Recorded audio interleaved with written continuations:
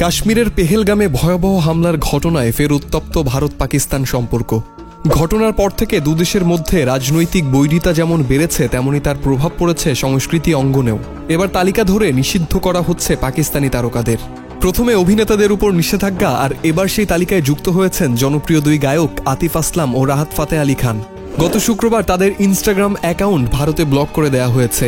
শুধু তারাই নন, আরও বেশ কয়েকজন শিল্পীর প্রোফাইল হাইড করে রাখা হয়েছে, যেমন সানাম সাইদ, বিলাল আব্বাস সহ আরও অনেকেই।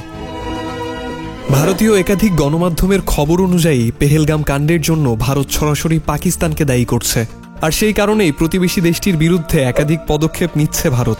তাদের মধ্যে পাকিস্তানি শিল্পীদের নিষিদ্ধ করার দাবি ছিল অন্যতম। এই ঘটনার জেরেই হানিয়া আমির ও মাহিরা খানের ইনস্টাগ্রাম অ্যাকাউন্ট ভারতে ব্লক করা হয়।